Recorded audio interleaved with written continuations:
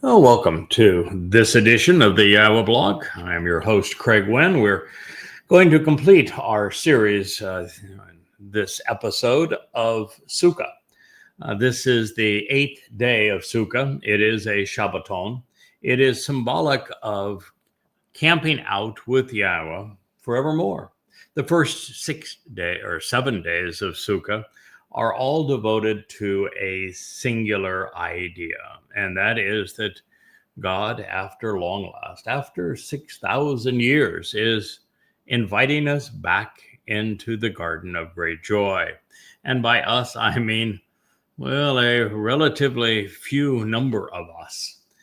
The only ones who will be invited in are those who have capitalized upon Yahweh's offer through his beloved son, do to David, who fulfilled Pesach, Matzah, and Bikurim so that we might live, so that we might have our guilt, particularly religious and political corruption, expunged from us, and so that we might be part of the covenant family, enriched, and empowered by God.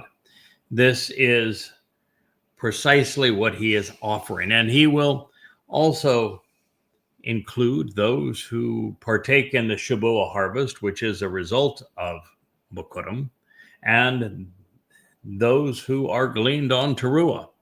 The others that will be included in this event, in this return to Eden, will be the remnant of Yisrael and also some supportive Goy who have been drawn into Jerusalem by Yahweh to benefit from the sacrifice of the Yira'ah.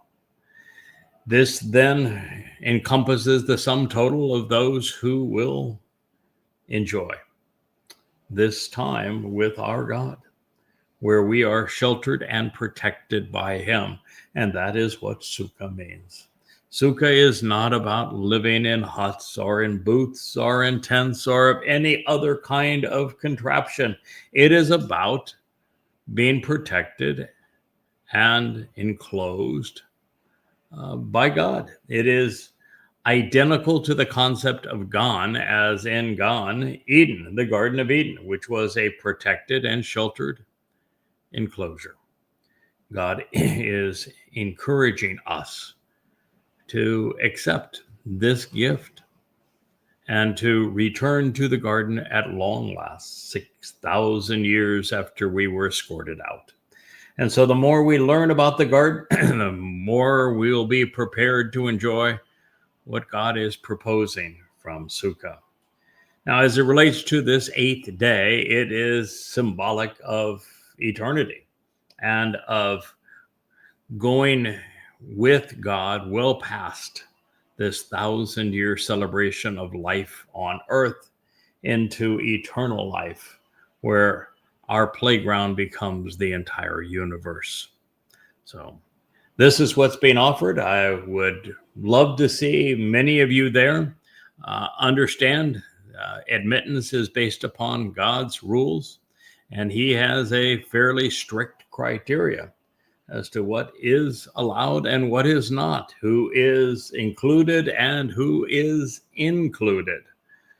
And of course, this begins by recognizing and cherishing Yahweh's name, by accepting and embracing all that Yahweh accomplished through Dode, his beloved son, when he fulfilled Pesach, Matzah, and Bikurim in 33 CE, year 4000 Yah. It is a time to celebrate the harvest and a time to approach our God. Now, in the 16th chapter of Debatim, Words, Deuteronomy, Moshe reveals more about what it's like to camp out with God.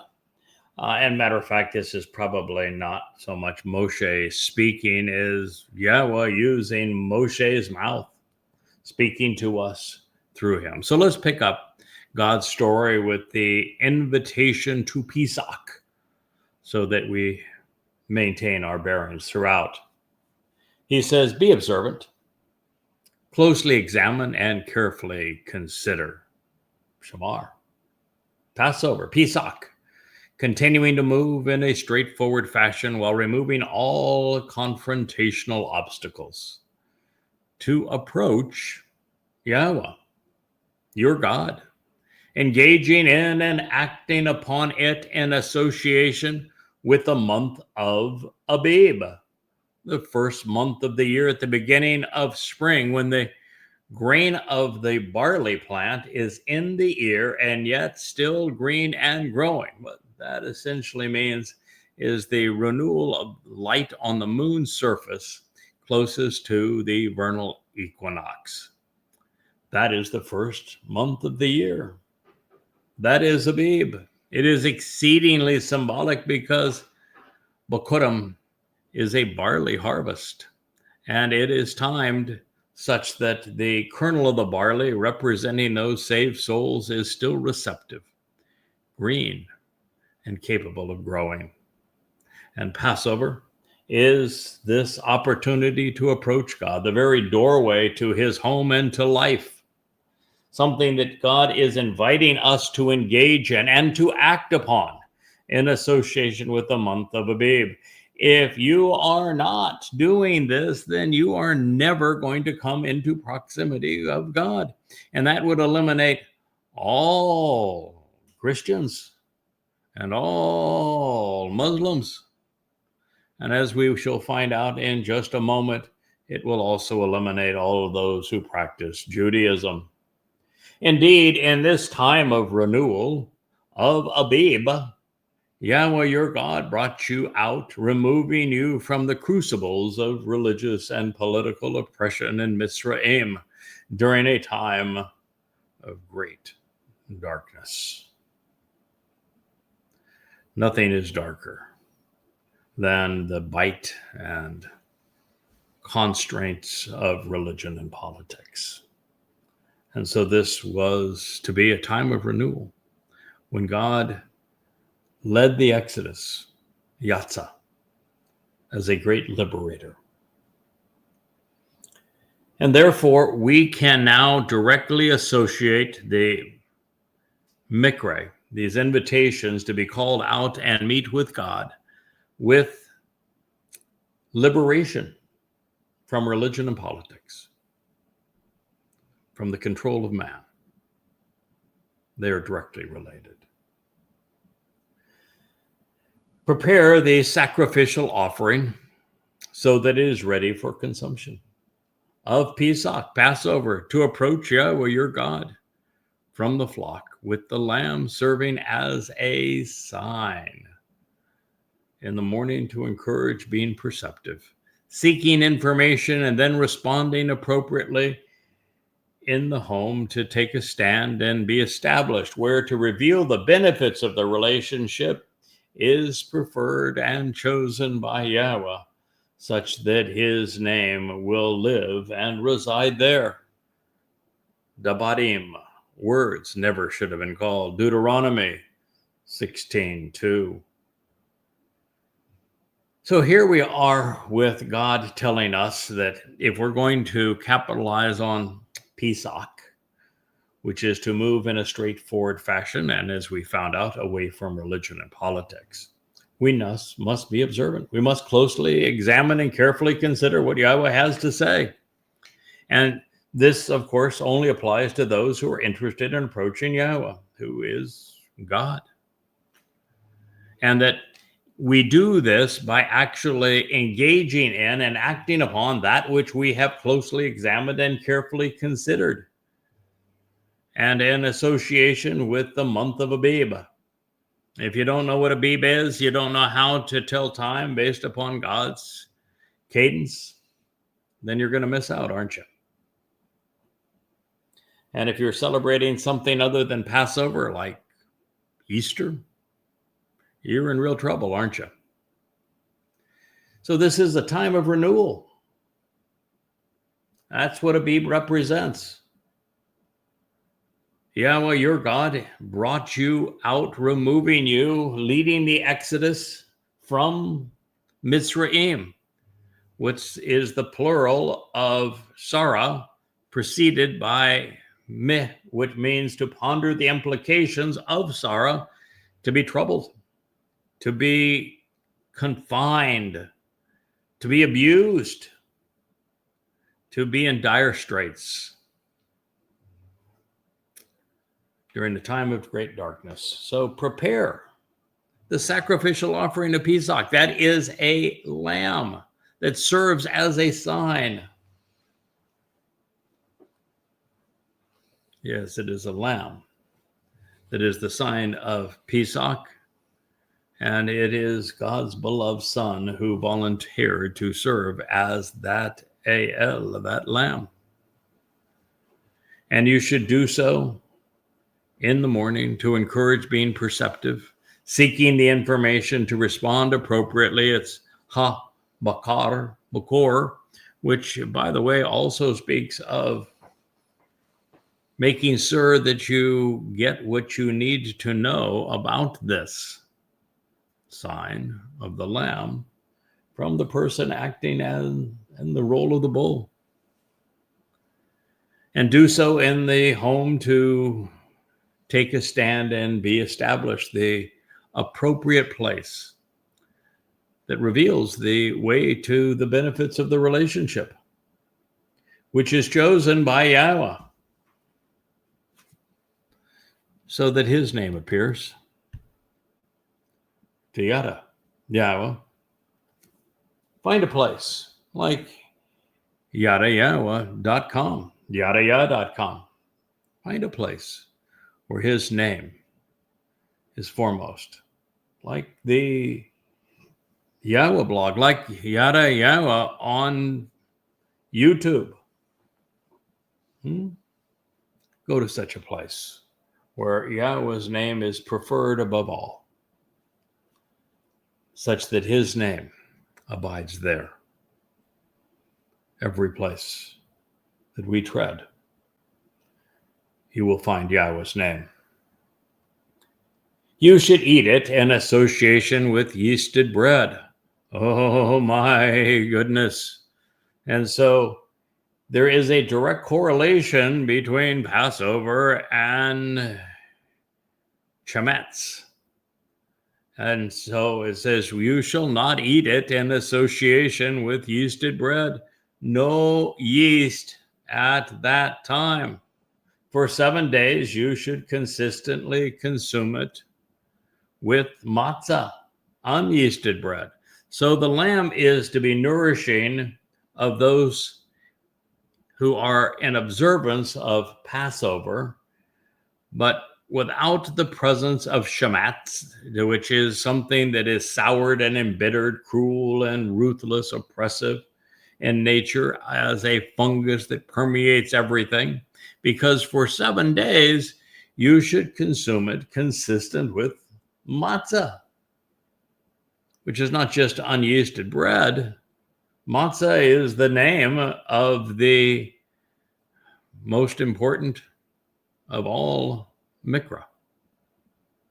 It's the most essential, the most set apart. And so here we find that Passover, which provides life, has to be enjoyed in association with matzah and has to avoid Shemitz yeast. Why? Because yeast is the very problem. Do you know someone who is named embittered, who is rebellious? Would be Miriam, wouldn't it? Moshe's sister. That's what the name means. And she was stricken with leprosy by God because she wanted to take the religious approach that the rabbis have taken, that they too speak for God. And God said, no, you don't. There's also the waters of Meribah, based on that same word, where the children of Israel were so obnoxious with God that he essentially gave up on them. Yeast is this souring and embittered, ruthless, oppressive fungus that is being also associated with the very place that the children of Israel were withdrawn. he wants you to withdraw the chametz because you were drawn from Mitzrayim. So Mitzrayim, this place of religious and political oppression, is what God drew his people away from. And to commemorate that, we are to remove yeast from bread, chametz. They are equivalent. The chametz is religious and political oppression. Now, we do so for 7 days. So you should consistently consume it with matzah. Matzah. It is the bread of affliction and oppression, of persecution and harassment, and having been forced to bow in religious subjugation. Oni is a really bad term. What it's saying is that I want you to know that matzah is about affliction and oppression. It is about persecution and harassment. It is about being forced to bow to religious subjugation because God despises these things. And it is this fungus of religion that has caused people to suffer in this way, to be subjugated by religion, particularly as Christianity did to his children, that is so oni, so oppressive, that God says, it's that stuff that I'm removing. And I want you to understand that by consuming this, that is what you're removing. I want you to have an appreciation also that my beloved son, Dod, his nefesh soul, would be afflicted and oppressed, persecuted and harassed because he was willing to carry your guilt into Sheol to deposit it there. And so God is reminding them, yes, that matzah is all about the fact that for indeed you were brought out and taken away, withdrawn and removed from the realm of religious and political oppression, Mitzrayim, with a sense of great urgency. Yeah, so God did something he very seldom does. With a very firm hand, he was resolute in removing his children, the Hebrews, the Israelites, from Mitzrayim, because what he recognized is that they did not know enough at this point to make an informed decision, and that he had to get them out of there or they would have been obliterated by that religious and political cult, that nation of abuse. And they didn't just abuse the Jews, they also abused their own. So in response to this witness, you should always remember to proclaim all of this regarding the most memorable of men, all the days of your lives, because on this day you were brought out of the land of the crucibles of oppression. Yes, again and again, matzah is being associated with being removed, disassociated from religious and political oppression and guilt, religious and political control. Yeast, sa'or, which is the fungus and fermenting agent from sa'ar, to be the residue left behind, shall not be seen throughout your territory for 7 days. Get rid of it. That is the purpose of this day. And regarding the flesh of your body, which beneficially as a result of the relationship has been endowed as an ongoing gift as part of the sacrificial offering, during the evening of the first and foremost day, it shall not remain overnight. Devarim 16:4. Here, God is reminding us that there can be no bodily resurrection, that Christianity, the most popular religion in the history of the world, the most oppressive religion to his people, that it's utter nonsense. It's the bashar, the flesh of the body, this corporeal manifestation of the biological being. Dod's nefesh soul would occupy a body for this purpose, and that it is the sacrifice. The soul is what made Dod. It's what caused Dod to be God's beloved son. It continued on, but the body was sacrificed. And so, for the benefit of what he's done and to appreciate it, remove all traces of this fungus of religious and political oppression that he removed from us at this time.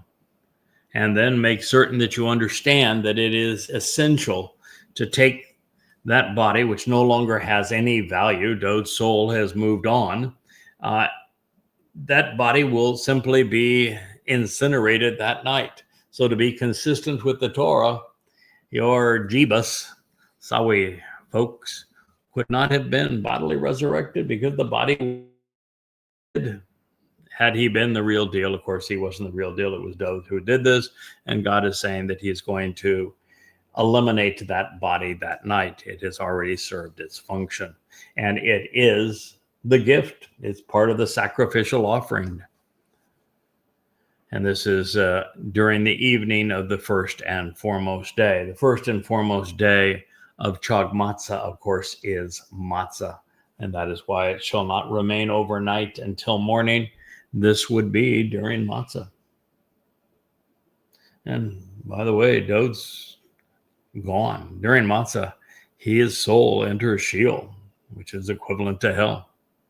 So you should not continue to make a practice of actually failing to understand that which is associated with the gift of the sacrificial offering of Pesach, Passover, within the context of one of your interpretations of that which Yahweh, your God, is placing before you as a gift so you can approach.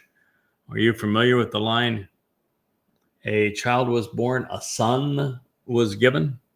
The ultimate gift of God is that of his beloved son, Dod, fulfilling Pesach Matzah B'Koram in year 4000 Yah, which is 33 CE. This is what we must understand. This is what we must grasp to prevail. It is God's gift to us. Nevertheless, it is unto this place to reside and to take a stand, where to show the way to the relationship Yahweh your God prefers and has chosen for his name to abide and remain. Yahweh's name does not abide and remain in a building. At this point, the building didn't exist. These children were nowhere near Jerusalem. Jerusalem wasn't even part of Yisrael, and Yisrael didn't exist at this time. There was no temple. There was no Temple Mount at this point. There was no city of Dod. There was no Jerusalem. And so God's not addressing a city or a building at this point. He's talking about the place where his name resides. How about here? How about in the covenant family? How about in the Yahweh blog? How about at Yira'ah.com? How about any one of those places? How about all of those places? How about in his beloved son, Dod? We are all a place where Yahweh prefers and has chosen for his name to abide now and forevermore. This is where you should consistently offer the sacrifice associated with Pesach in the evening as the sun goes down at the appointed time of the eternal witness and the restoring testimony. When you were brought out of Mitzrayim, serving as a metaphor for societal, religious, political, military, and economic oppression. Mitzrayim, Dabadim 16:6. You shall cook it and eat it within the location which Yahweh your God chooses concerning it. And you should turn to face him, entering his presence and appearing before him in the morning to encourage, being perceptive and discerning, seeking the information which is available, and then respond appropriately, even to the bowl. Yes, we come out in the morning following Pesach, which would be matzah. And we need to appear before God because this thought is exposed to God. Now that our guilt has been removed, we should feel very comfortable in his sight. Then go to your brilliant dwelling and home, your brightly shining encampment and household. OL 16:7. This is the only time associated with a Mow'ed Miqra that God speaks of going to a tent. And what he is saying here has really nothing to do with a tent. So Sukah cannot be living in tents if the only mention of tent is associated with what is really matzah, the morning after Pesach. And what the concept here is that after you become immortal, as a result of what Dowd has accomplished on Pesach, you become perfected by God, your guilt removed on matzah, so that morning you can appear totally exposed before Yahweh, and you're brilliant, you're shining, your home is God's home. That's what he's saying. You're enveloped in a shimmering covering of light. 6 days you should actually and consistently consume matzah, unyeasted bread. Now, from that point on, it would be 6. Otherwise, it's 7 overall. And on the 7th day, come together for a celebration to approach Yahweh your God. So there is no reason to perform the service of the Malaka, this spiritual counselor and heavenly messenger. Devarim 16:8. God is presenting that 7-day celebration of Chag Matzah as 6 days plus 1 day to drive home the concept of man who is equated to 6 because he was born on, they're conceived during the 6th day, plus God who is 1 equals God's idea of perfection of 7. And so this matzah, unyeasted bread, is for our benefit. And for us to recognize that that 7th day is a celebration. And it's all so that we're prepared, becoming immortal and perfected, shining brilliantly and covered to approach Yahweh, our God. And because you are receiving this notification and this explanation from the Malaka, from this messenger and spiritual counselor who is infused with the 7 Ruwach spirits of Yahweh, you don't need to do his job. The Malaka's job is being empowered and enabled by God himself for this purpose.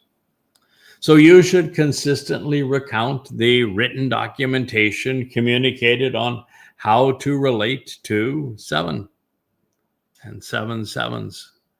Now the promise of 7 and thus weeks, Shabuah, as it pertains to you, beginning from bringing the sickle, this implement for liberating, separating, and gathering the standing grain, that which is upright, firmly rooted, from whom to stand upright and rise, to be ratified, confirmed, and established, then raised.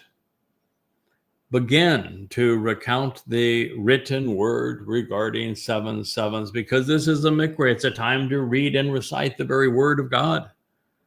So God reminds us, begin by recounting this written word regarding the promise of 7, the Devarim 16:9.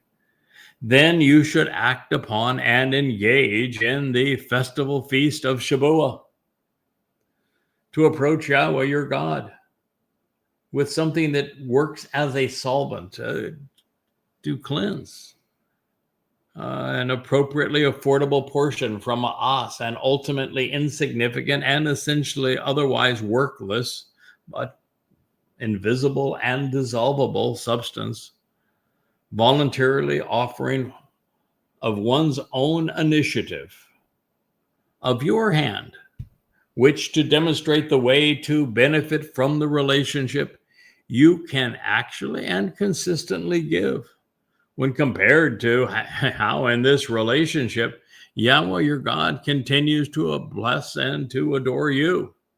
The Devarim 16:10. God is offering us more than we can imagine, and he is not expecting a lot in return, but he is expecting something. He is, first of all, expecting that we're going to act upon and engage in Shavuot. It is 7 sevens plus 1 after matzah, or just 7 sevens, 49 days after Bikurim. It is a celebration of all things related to 7. It is the middle of the 3 times each year that we meet with God. Its purpose is to approach Yahweh. And we approach Yahweh cleansed with the solvent. We recognize that there is a voluntary offering of someone's initiative, of free will contribution and donation, demonstrating one's being willing to volunteer for this mission, serving Yahweh and those being harvested in this way, of your hand, which is to demonstrate the way to benefit from the relationship. This is something God says you can and should consistently give, particularly when you realize that when we work with Yahweh, we may be diligently digging and working the soil and tilling it and watering it and the like, but God can do the same thing the entire world over, the entire universe over. He is just much better equipped at it than we are.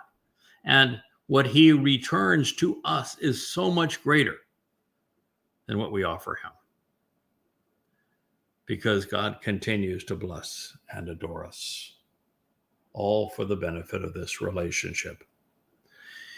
You can genuinely rejoice and be glad in the presence of Yahweh, your God, you and all of your sons and daughters, your male and female employees, the Loi, those who to benefit from the relationship are in your communities, and those of different ethnicities and cultures, the orphan, and those who are lonely and isolated, along with the widow and those who are forsaken. Now, I want to be a little bit careful here, because if you're going to be exacting in this, every item on that list was singular. And your son and your daughter.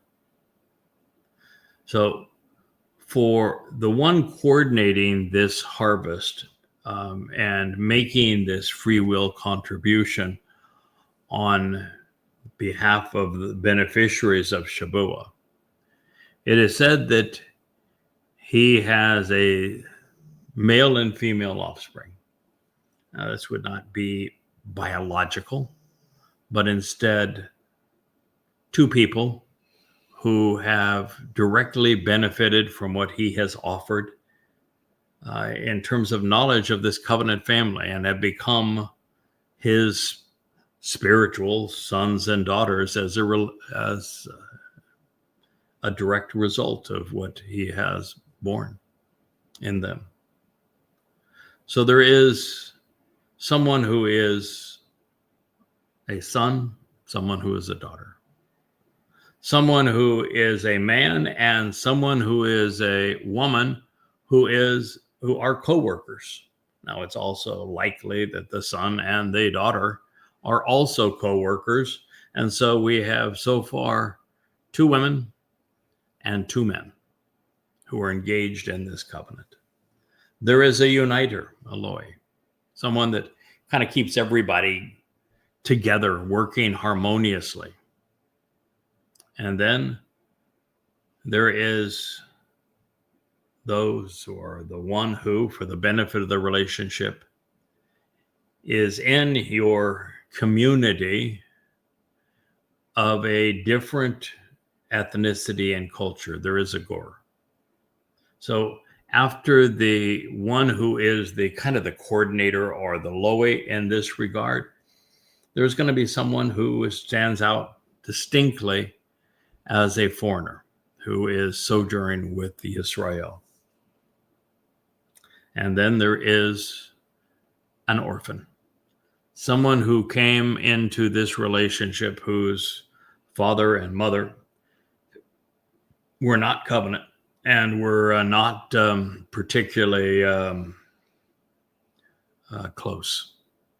They have left this individual such that he now needs his heavenly Father. He needs to be part of this covenant family. And he represents someone who might be considered otherwise lonely and isolated. And then there's the widow who has been forsaken. So all of this is such that these individuals want to be led, such that he and she are on the correct path in your midst, standing up at the place which to show the way to receive the benefits of the relationship Yahweh your God chooses for his personal and proper name to dwell and reside. Now, these 8 individuals appear again during Sukah. So they are likely those who are going to assist Yada and Elia, the bull and the goat, prepare for Dod and Yahweh's return, and then who are going to work collaboratively going forward in Sukah to educate and serve the mortal remnant of Israel who has entered the garden, as well as administrate over the Goyim workers who will be part of that community. You should remember that you were slaves, that you had no rights in the religious and political oppression of Mitzrayim. Therefore, you should be especially observant, shamar, so that you act upon and engage in that which is associated with these inscribed prescriptions for living, which cut you into this relationship. Pay attention to what God is saying, in other words. He is not going to change. These are engraved prescriptions for living. There is no eraser for these. They are chiseled in stone. And so you should actually engage by continually participating in the festival feast of Sukah. So here we go. We've done Chag Matzah, and from Chag Matzah we did Shabuah, and now we're in the Chag Sukah, the festival feast of Sukah, on your behalf, which is for our benefit, for 7 days, when you gather in your harvest, which occurs on Teruah, the first day of Chag Sukah, from your threshing floor, where the kernel of useful and pure grain is separated from the chaff, and from your wine press. So this is the comparison that Yahweh wants to make, the prescription that he would have us perceive to understand the difference between man's world and God's realm. It is Mitzrayim versus Chag Sukah. And the choice is to be made with our eyes and minds open, such that we are observant, that we're prepared to act. even to engage in a relationship as Yahweh intended, should we so choose. To appreciate this contrast with man, we have Mitzrayim, the constant erosion of freedoms and the degradation of rights through political and religious institutions, in addition to economic and military influences. While there have been a few fleeting moments of liberty, the constant and unrelenting drumbeat of civilization has been to control. And the methods have been many, including the demonization of others, leading to invasions, genocides, and conquests. Man has also imposed economic caste systems, which have been ubiquitous and debilitating throughout human history. For the past 6,000 years, kings and khans, emperors and pharaohs, Caesars and czars, generals and dictators have imposed their will on everyone else, suppressing all dissent. God says, I don't want any part of that nonsense. I'm here to liberate you. Now, the methods have changed somewhat today. There are many echoes still of the past. Monarchical and maniacal dictators rule the Middle East. The world's most popular nation, a populous nation, China, is a communist dictatorship, wherein the 93% who are not party members are no better off than slaves. More than 1 billion Roman Catholics swear allegiance to their Pope. The second most populous nation, India, still has a restrictive and penal caste system. I think India may have actually passed China just recently in population, but their caste system is repressive. And Western democracies have become much more socialistic, more controlling, with state influencing almost every aspect of a person's life, indoctrinating their children into compliance.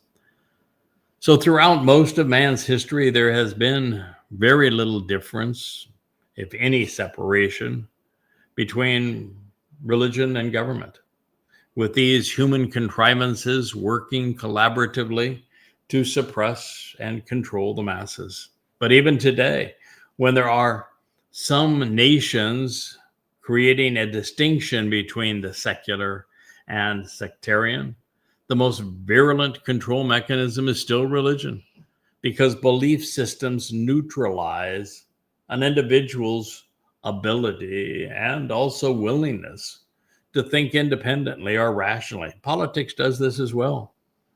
And to this crippling influence of conspiracy, and we have a recipe in this case for the zombie apocalypse, what I would call the ambulatory dead, the Marxists on parade, the religious at their gatherings.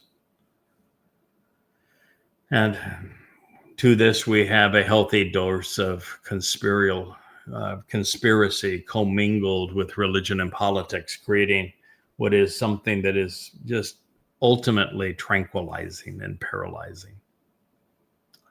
To appreciate what God is offering to withdraw his family from, it is germane to realize that the world's experience with fiat currencies and deficit spending to prop up the illusion of solvency is just a house of cards. The impending economic collapse awaiting America and Europe is going to be so severe that it will make the Great Depression look like a bad day at the office. And then look at what happened with COVID-19, the mutating virus that brought the world to its knees. Billions of people willingly allowed their governments to usurp their liberties and their livelihoods while destroying everything that they had previously achieved. And all the while, nations have censored free speech more so every day, whereby any criticism of progressive ideology or Islam, which are now together, is resolutely banned. And if that were not enough, the threat of global warming is going to be used as a means to restrict business and prosperity while at the same time redistributing the world's remaining wealth, essentially bankrupting the only hope of recovery. And throughout the process, the lone, credible, and rational voice, that of science, is being politicized such that it has become part of the problem. Now, this obviously is a horrifying portrait of what is to come, but I can assure you I'm not exaggerating, and there is no cure. Furthermore, when people get desperate and nations fail, they turn to anarchy, to crime, to war. The irrational justification for riots and looting spurred by conspiracy, and the case, for example, of Black Lives Matter, quickly spread globally. Seeking someone else to blame for unfulfilling lives is why people the world over clamor for revolution and for war. While Israel will be their initial target, as we have seen, this interwoven fabric of alliances will turn Sunni against Shia, Europe against Russia, the United States against China, and billions will die. By the time we turn the page past 2030 and the two witnesses arrive, the world will be quite unrecognizable. Yahweh's approach is the antithesis of nations and religions. It begins with liberation, the deliverance from being controlled. It presses forward with unrelenting truth, such that we can distinguish between right and wrong, good and bad, and then individually we are afforded the opportunity to choose between what mankind has to offer and what God is providing through his covenant and through his Mow'ed. Are you returning to Mitzrayim? Are you headed to Sukah? Well, Shelters is quite simply a celebration of our return to Eden, to great joy.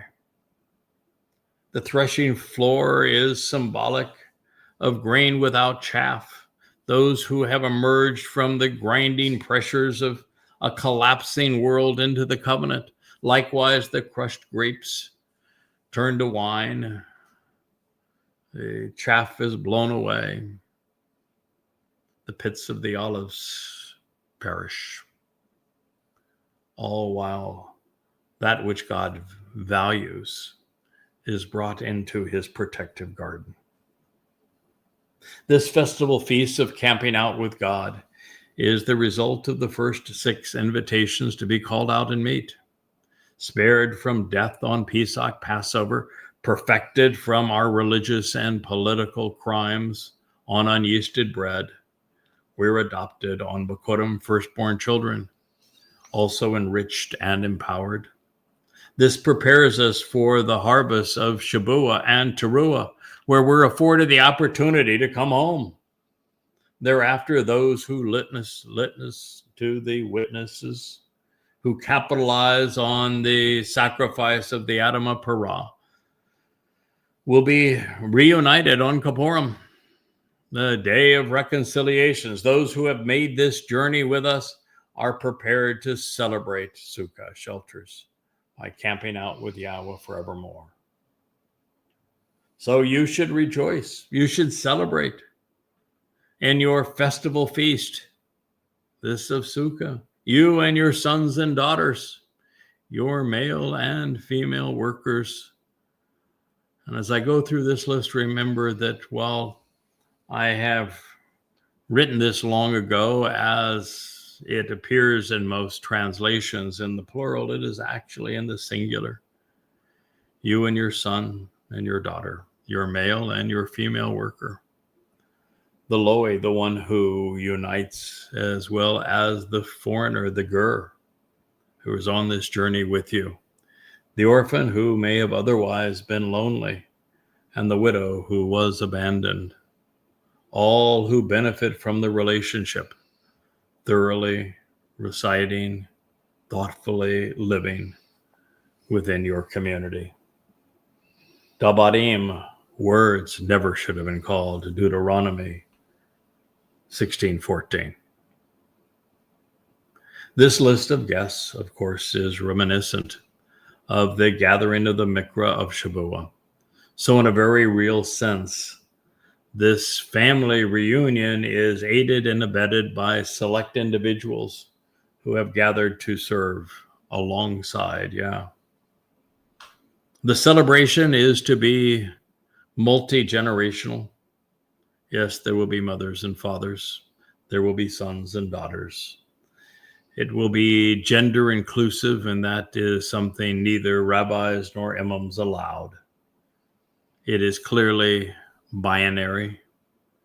There is no hidden pronouns. You don't get to choose it. You are he or she, not something of your imagination. And that, of course, is in opposition to the progressives. By the time we reach Sukah, we are home, which means that the Loe who helped us navigate along the way to unify us with God's testimony are also entitled to a staycation. Even the Torah, which brought us together, is going to be replaced with a lowercase Torah, written the same way, just with guidance designed to help us journey safely through the dimensions, universe, and time. Well, Goyim have been ostracized, except those whose attitude and aptitudes are well suited to work during this time. Yehudim, who have been abused throughout history, will be the focus of this event, and with them will be a ger, one who has journeyed with God's people, carrying his testimony, and he is invited to stay. The covenant family will continue to be multi-ethnic, which is a blow to the woke mentality of racial division and a very difficult and bitter pill for the practitioners of Judaism who believe only Jews matter. Fortunately for the orphan, who has long served as prey in the Roman Catholic Church, the tormentor will have gone the way of the dinosaurs. They will no longer be fatherless or homeless, neither isolated nor secluded. Those outside the mainstream of society, those cast aside and forsaken, this one will be received with open arms. And this spells an end to sexual harassment. Men will no longer prey on women. The common denominator among these guests are that they will have all sought to have benefited from the covenant relationship and have contributed to it in a meaningful way. They will all be thoughtful and reasonable. The irrationality of religion is something that they will leave very far behind. Now, since Sukah in particular is a prophetic picture of eternity, it's depicted as a party, as a festival feast, as a time to have fun, to celebrate in our relationship with God. While relatively few find their way in, those who do will represent the full spectrum of humanity. Among the partygoers will be men and women, boys and girls, rich and poor. The campers will come from all around the globe in a rainbow of races. Especially important to note is those who have lost their temporal family can be part of God's eternal one. As Yahweh's adopted sons and daughters, we become brothers and sisters. Yahweh created the universe and then humankind for a single purpose, and this is it. Eden is to be our garden party. But for this celebration of life and relationship to be based on love rather than compulsion, there had to be free will, along with an alternative to God's companionship. And that is why the tree of the knowledge of good and bad was necessary then and is necessary again, so that those who now consume it will know how to yada Yahweh and it will direct them back to the tree of lives in the middle of that garden. Now, beguiled by Satan, deceived, Yah𤄄, who was easily played because she wanted to be a mother goddess, she chose very poorly. She twisted Yah's testimony, and then she lured Adam in by handing him the fruit. And so it's time that we resolve all of that and that we return to the intended purpose of this relationship.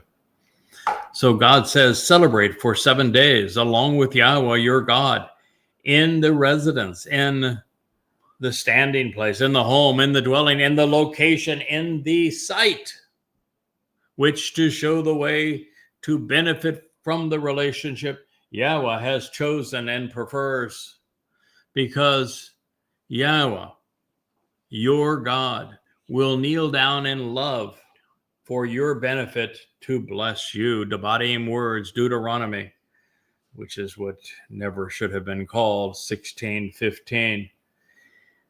Celebrate this relationship. I can't emphasize this enough. Dode knew this, which is why he partied so hearty with God. He was very comfortable in Yahweh's presence, as we should be. We need to develop a relationship with God that is not based on the controlling and depressing nature of religion, but is instead based upon celebrating every moment of this relationship with our Father. And we do it symbolically during Sukah for 7 days, plus the 8th day for eternity, all spending quality time with God in the very place, the site, which to show the way to benefit from the relationship Yahweh has chosen, the place he prefers, even with his chosen one. And this is because Yahweh, our God, wants to do as a loving father. Rather than us getting on our knees to try to lift him up, which is ridiculous, God is saying the right way to look at this relationship is I will get down on my knees to lift you up. I will extol you. I will commend you.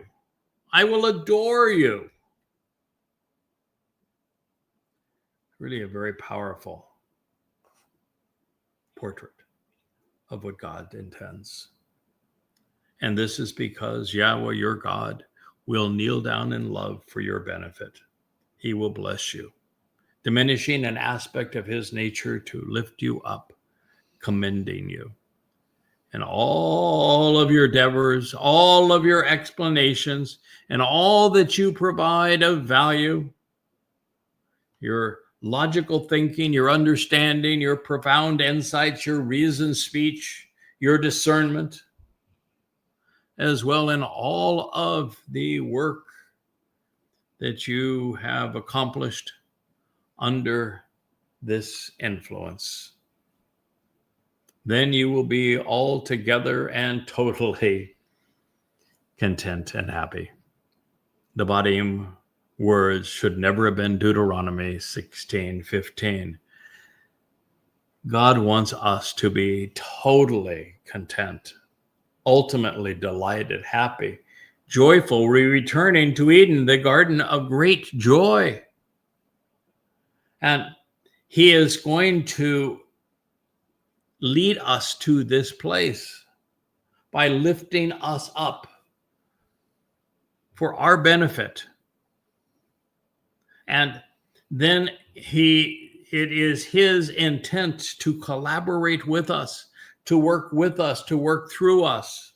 And particularly as we tabuah, we provide value to this relationship. We make our contribution through these kinds of communications, that we excel at logical thinking, leading to understanding and profound insights, as well in all of the work that we accomplish under this influence. Yes, indeed. Then and only then will you be totally happy and content. And so we're told 3 times indeed each year in the conduct of your life, and for the purpose of renewal each year, every one of you should remember to appear before Yahweh, your God, beside the place within the sight, which to show the way to benefit from the relationship he has chosen and preferred. For the Chag festival of Matzah, for the Chag festival feast of Shabuah, 7 Shabbats, and for the Chag celebration of Sukah, where we are sheltered and protected. And they should not appear before Yahweh without good reason or without what is expected. We must think our way to God. We must act upon and engage in what God has laid out for us and reason our way to him, which is the very purpose of Yada Yahweh. I provide for you from him what you need to know to make an informed decision about this relationship and then capitalize upon it. This is what our God is offering. And so each individual's contribution to the relationship should be consistent with his capability, his aptitude and attitude, and in proportion to the favorable pronouncements, subsequent blessings, resulting productivity and prosperity bestowed by Yahweh, your God, given to you for the benefit of the relationship. We should all contribute. The more we can do, the better. God has given each of us tremendous capability to contribute. And he is providing much more than we could possibly give. But the more we give, the more we offer, the more we do, the more comprehensively we serve, the more devoted we are to sharing this message to all who will listen, the more rewarding the experience will be in Sukah. And the more we will come to know that our God appreciates what we have done. This is a collaborative effort. This is a family. And Sukah is the result of the family business. I thank you so much for listening. May you have a joyous 8th day of Sukah.